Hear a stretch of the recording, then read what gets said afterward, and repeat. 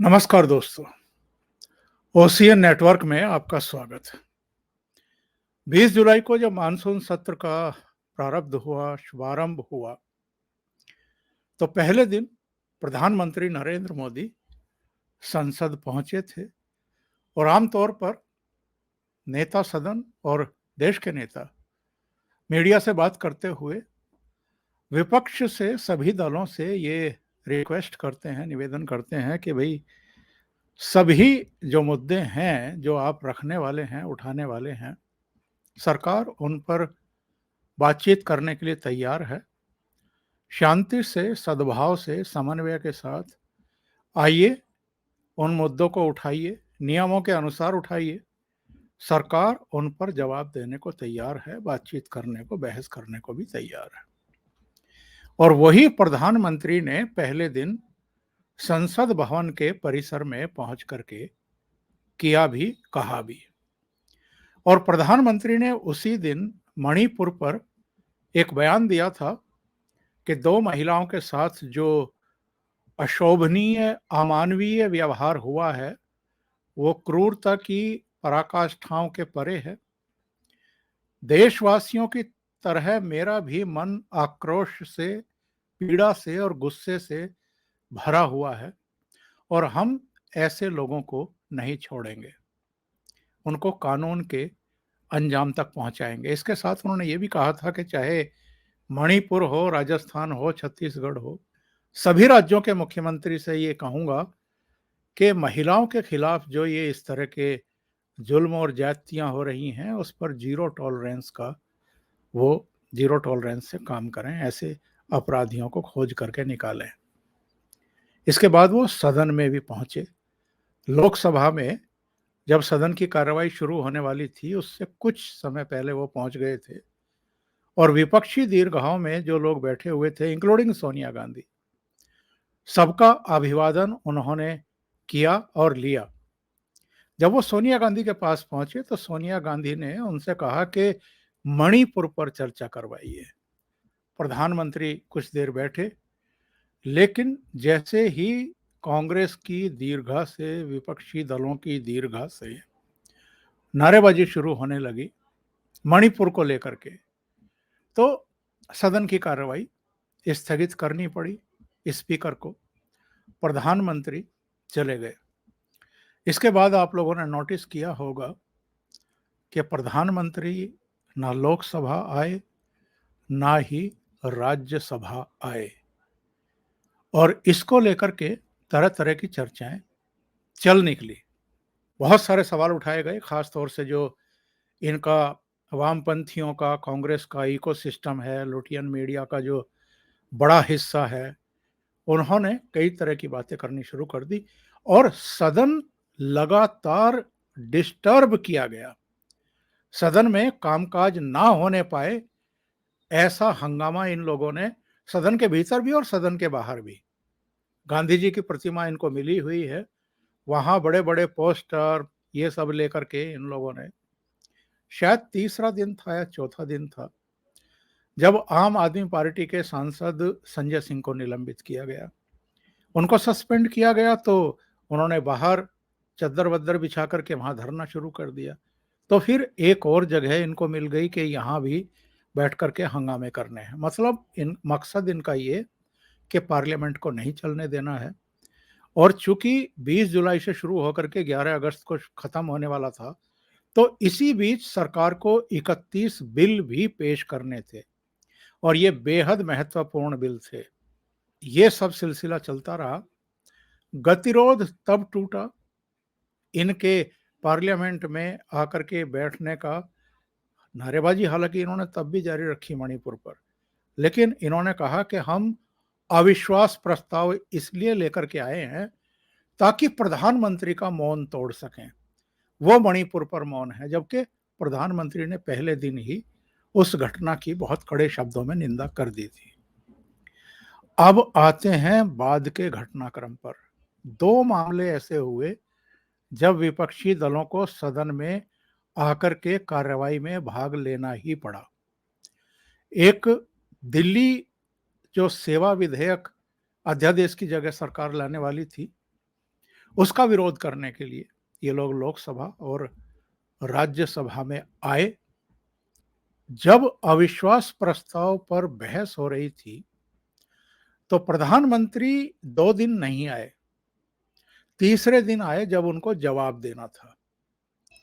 उससे पहले राहुल गांधी लोकसभा में काफी आपत्तिजनक बातें कर चुके थे। अधीर रंजन चौधरी ने तो और भी आपत्तिजनक बातें प्रधानमंत्री के बारे में कही। इसके बाद अधीर रंजन चौधरी को भी लोकसभा से निलंबित करना पड़ा। 2024 के लोकसभा चुनाव अब बहुत दूर रह नहीं गए हैं।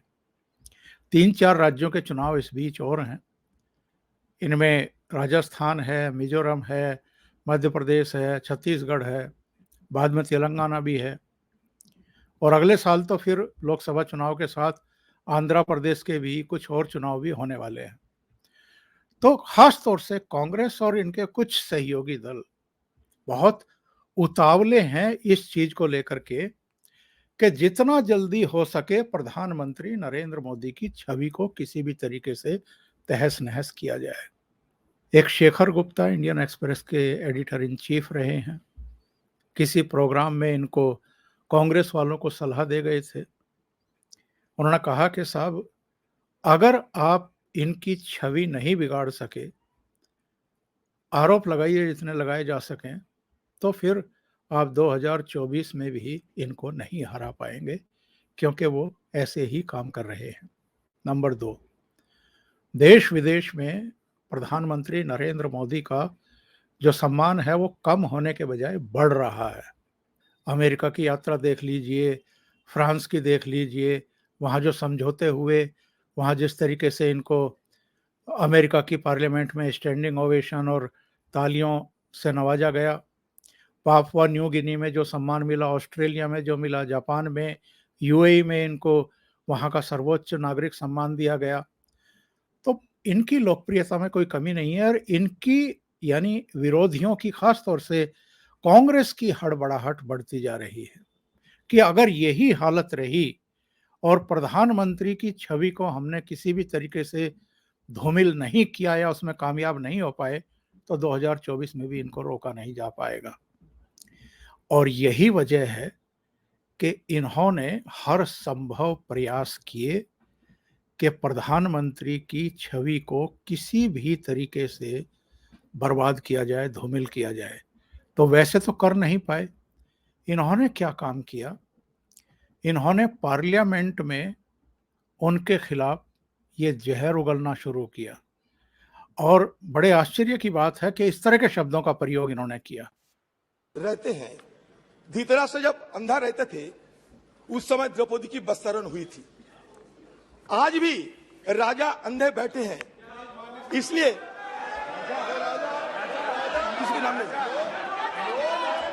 किसी को नाम नहीं लेना। जहां राजा अंधा बैठे रहते वहां द्रौपदी की बस्तरण, चाहे वो हस्तिनापुर में हो चाहे वो मणिपुर में हो, होते ही रहते। लेकिन अब पता चला नीरव मोदी दूर नहीं गए। मणिपुर की घटना देखने के बाद मुझे यह पता चला नीरव मोदी यहाँ हिंदुस्तान में जिंदा है और नरेंद्र मोदी नीरव मोदी बनके अभी भी चुपचाप अपने चुप्पी साधे होकर बैठे हैं। आपने सुना इनके शब्दों को, अधीर रंजन चौधरी। और जिस समय ये सब बकवास हो रही थी उस समय प्रधानमंत्री नरेंद्र मोदी आ चुके थे सदन में, यानी सामने बैठे हुए थे। इनके बगल में सोनिया गांधी बैठी थी अधीर रंजन चौधरी के। उन्होंने अधीर को अपशब्द और ये जो गाली गलौज की भाषा है इसे रोकने की कोशिश नहीं की, बल्कि वो अधीर रंजन चौधरी की तरफ देख रही थी और कभी नरेंद्र मोदी की तरफ देख करके उनके भाव पढ़ने की कोशिश कर रही थी। तब अमित शाह खड़े हुए और उन्होंने इसमें हस्तक्षेप किया। मणिपुर में हो, होते ही रहते। मणिपुर माननीय में कोई फर्क नहीं रहता। आपने एक अपील की थी कि आइदर और साइड से बहस को शांति से सुना जाए। हम बड़े धैर्यपूर्वक सुनते गए। उन्होंने कहा कि हमने ब्रिटिश की कार्य पद्धति हमारी संसद ने अडॉप्ट की है, पूरे देश का अपमान किया, हम चुपचाप बैठे रहे। हमारी संविधान सभा ने ये पूरी प्रक्रिया तय की है, स्वीकार करी है। आगे माननीय अध्यक्ष जी, इसके बाद भी अनर्गल बोलते रहे। अब मैं अभी ये जो प्रयास कर रहे हैं, उनकी पार्टी ने उनको समय नहीं दिया। मेरे बोलने के साथ बात किया जाएगा। आपने समय दिया, उसमें कुछ स्कोर करना चाहते हैं, कुछ मान्यता मगर माननीय अध्यक्ष जी, इस सदन की एक गरिमा है। देश के प्रधानमंत्री जी के बारे में जिस प्रकार का ये उल्लेख कर रहे हैं, मुझे लगता है ये विपक्ष के नेता के लिए शोभा नहीं देता। आपने उनको या तो कंट्रोल करना चाहिए, या तो ट्रेजरी बैंक के एमपी भी ये नहीं सुन पाएंगे। अमित शाह जी, आप थोड़ा बैठे। प्रधानमंत्री जी के गुस्सा नहीं आता, आपको क्यों आते हैं इतना? आपने ये अनुभव किया कि प्रधानमंत्री खामोश बैठे रहे, उन्होंने कुछ कहा नहीं, और प्रधानमंत्री इनको भाव देना भी नहीं चाहते, इनको महत्व देना भी नहीं चाहते। अमित शाह जरूर नाराज हुए, खड़े हुए, और उन्होंने इनको इनकी जगह दिखाने की कोशिश की, इनकी निंदा की। और राहुल गांधी ने तो सारी हदें पार करके रख दी। उस समय हालांकि प्रधानमंत्री सदन में मौजूद नहीं थे, लेकिन जरा देखिए कि राहुल गांधी कितने पगलाए हुए थे और कितने डेस्परेट थे कि किसी भी तरीके से प्रधानमंत्री की छवि को धूमिल किया जाए और सत्ता पक्ष पर इस तरह के ओछे आरोप लगाए जाएं जिस तरह के उन्होंने लगाए। आइए सुनते हैं। आपने मणिपुर में की,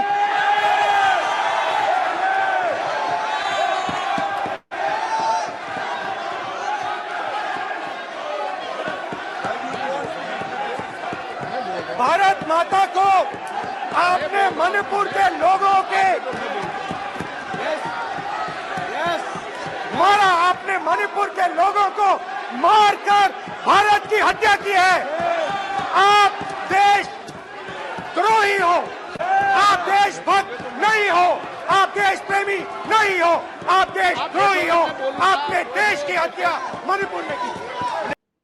आपने कभी किसी दूसरे नेता को सुना इतना पगलाया हुआ, जिस अंदाज में ये बोल रहे थे?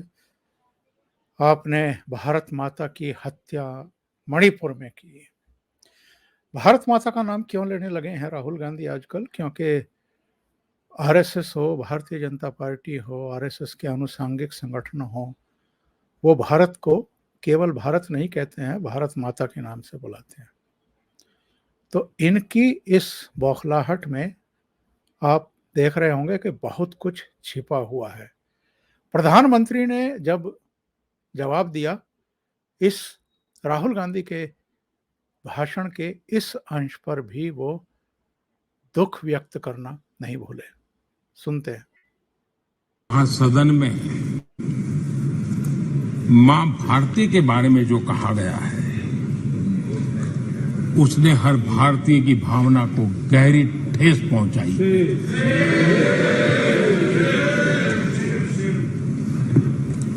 अध्यक्ष जी, पता नहीं मुझे क्या हो गया है, सत्ता के बिना ऐसा हाल किसी का हो जाता है। सत्ता सुख के बिना जी नहीं सकते हैं। और क्या क्या भाषा बोल रहे हैं। आदरणीय अध्यक्ष जी, पता नहीं क्यों कुछ लोगों को भारत मां की मृत्यु की कामना करते नजर आ रहे हैं। इससे बड़ा दुर्भाग्य क्या है? ये वो लोग हैं जो कभी लोकतंत्र की हत्या की बात करते हैं, कभी संविधान की हत्या की बात करते हैं। दरअसल जो इनके मन में है वही उनके कृतित्व में सामने आ जाता है। मैं हैरान हूं। और ये बोलने वाले कौन लोग हैं? क्या ये देश भूल गया है? ये 14 अगस्त विभाजन विभीषिका, पीड़ादायक दिवस आज भी हमारे सामने उन चीख को लेकर के, उस दर्द को लेकर के आता है। ये वो लोग जिन्होंने मां भारती के 3-3 टुकड़े कर दिए। जब मां भारती की गुलामी की जंजीरों से मुक्त कराना था, जब मां भारती की जंजीरों को तोड़ना था, बेड़ियों को काटना था, तब इन लोगों ने मां भारती की भुजाएं काट दी। प्रधानमंत्री को इनको जवाब देना पड़ा। प्रधानमंत्री क्यों संसद में नहीं आए इतने समय तक, अब तो आप समझ गए होंगे।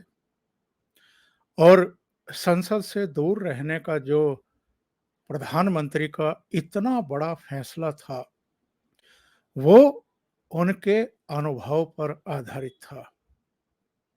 ये जो चाहते थे कि प्रधानमंत्री सदन में बैठे रहें और हम सामने से उनको गालियां निकालते रहें, उनको जलील करने की कोशिश करते रहें, और चूंकि दोनों सदनों की कार्रवाई सजीव प्रसारण होता है उसका, तो पूरा देश और दुनिया देखती रहे कि साहब जिन प्रधानमंत्री का अमेरिका में अभिनंदन सत्कार होता है, सम्मान होता है, रेड कारपेट बिछाया जाता है, फ्रांस में जिनको सर्वोच्च सम्मान दिया जाता है, यूएई में दिया जाता है, हम तो उनको कुछ भी नहीं समझते। ये वो कांग्रेस पार्टी है या ये वो खानदान है जो प्रधानमंत्री नरेंद्र मोदी का अपमान करने के रास्ते तलाश करता रहता है, जिन्होंने कभी अपने प्रधानमंत्रियों को भी सम्मान नहीं दिया, ना पीवी नरसिम्हा राव को दिया। और मनमोहन सिंह के साथ तो खुद राहुल गांधी ने क्या किया था, उनकी सरकार ने जो एक अध्यादेश लाया था, उसको किस तरीके से प्रेस क्लब ऑफ इंडिया में बैठ करके कहा था कि इसको फाड़ करके रद्दी की टोकरी में फेंक देना चाहिए, उनका तो ये क्या सम्मान करते। और प्रधानमंत्री नरेंद्र मोदी के प्रति ये इसलिए भी इतने उखड़े रहते हैं क्योंकि ना केवल मुख्यमंत्री रहते हुए उन्होंने गुजरात से कांग्रेस को हमेशा हमेशा के लिए उखाड़ करके फेंक दिया, बल्कि बहुत सारे प्रदेशों में अब वो लगभग समाप्त प्राय है, कम से कम लोकसभा चुनाव की दृष्टि से तो। और अब भी लगातार तीसरी बार सारे ओपिनियन पोल, सारे सर्वे, ग्राउंड सिचुएशन, विदेशों का भी जो इस समय भारत के प्रति नजरिया है, जो अंतर्राष्ट्रीय संस्थाएं हैं उनका भी जिस तरीके से एक सापेक्ष और सकारात्मक रवैया है, उसके चलते सबको दिखाई दे रहा है कि नरेंद्र मोदी ही तीसरी बार देश के प्रधानमंत्री बनने वाले हैं। इसलिए इनकी बौखलाहट बढ़ती जा रही है और प्रधानमंत्री समझ गए थे कि मानसून सत्र में ये क्या करना चाहते हैं, इसलिए उन्होंने सदन से दूरी बनाई और जब आए तो फिर ब्याज समेत इनका हिसाब किताब कर दिया। अभी के लिए इतना ही। बहुत बहुत धन्यवाद। अगर आपको ये चैनल और इसके कंटेंट पसंद आ रहे हैं तो लाइक करें, कमेंट करें, वीडियो को शेयर भी करें। अभी तक अगर आपने ये चैनल सब्सक्राइब नहीं किया है तो सब्सक्राइब कर लें और साथ में लगे बेल आइकॉन को दबाना ना भूलें ताकि आगे आने वाले वीडियो और उनके नोटिफिकेशन आप तक पहुंचते रहें। बहुत बहुत धन्यवाद। नमस्कार।